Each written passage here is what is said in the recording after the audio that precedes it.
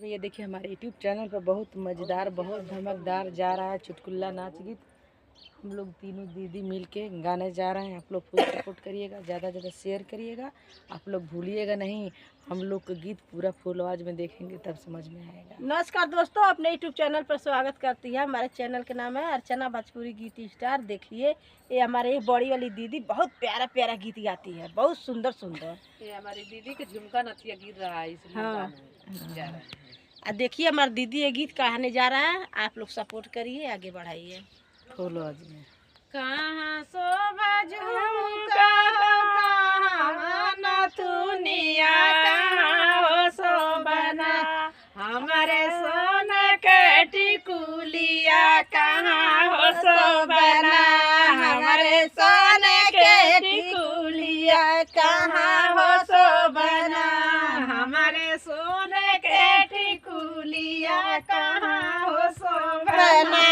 हमारे सोने के टिकुलिया कहाँ हो शोभना, शोभा झुमका होना के में नथुनिया शोभना, हमारे सोने के टिकुलिया की लीला शोभना, काने शोभा झुमका हो के में नथुनिया लीला शोभना, हमारे सोने के टिकुलिया की लीला शोभना, हमारे सोने के टिकुलिया की लीला शोभना, हमारे सोने के टिकुलिया की लीला शोभना, काने शोभा झुमका होना के में नथुनिया की लीला शोभना, हमारे सोने के टिकुलिया की लीला शोभना, काने शोभा झुमका होना के में नथुनिया की लीला शोभना, हमारे सोने के टिकुलिया की लीला शोभना, गिरा झुमका हो कहाँ नथुनिया कहाँ हो गिरना, हमारे लीला के टिकुलिया कहाँ हो गिरना, कहाँ गिरा झुमका कहाँ हो गिरना, थुनी कहाँ हो गिरना,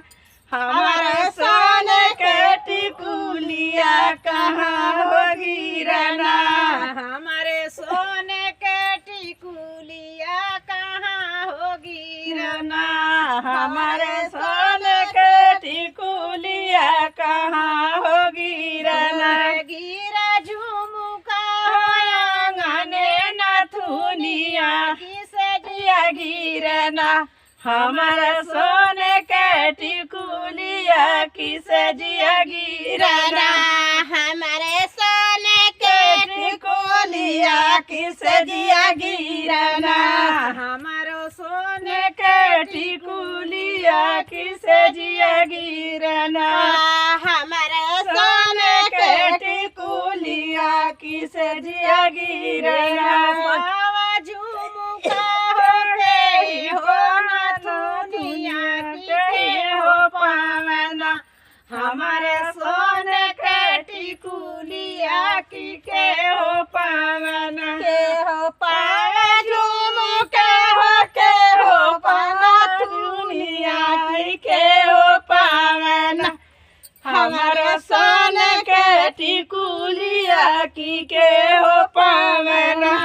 हमारे सोने के टिकुलिया की के हो पावना, हमारे सोने के टिकुलिया की के हो पावना, पावा झुमका होना नदी पावना थुनी की सैया पावना, हमारो सोने के टिकुलिया की सैया पावना, सासू पावे झुमका होना दोनों दुनिया की सैया पावना, हमारो सोने के टिकुलिया की सैया पावना, हमारो सोने के टिकुलिया की सैया पावना, हमारो सोने के कि सैया पावना। हंसी ले लो झुमुका भी हंसी ले लो नाथुनिया झपटी के लिहलो ना अपने सोने के टिकुलिया झपटी के लिहलो झुमुका भी हंस के ले बोना थुनी झपटी के ले बोना अपने सोने के टिकुलिया झपटी के ले बोना। लिहलो झुमुका भी हंसी के नाथुनिया झपटी के ले बोना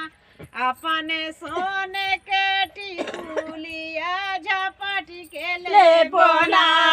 अपने सोने के टिकुलिया झपटी के ले बोना। चुटकुला नाच गीत बताइएगा आप लोग के कमेंट बॉक्स में कैसा लग रहा है फूल आज में, देखिएगा आप लोग।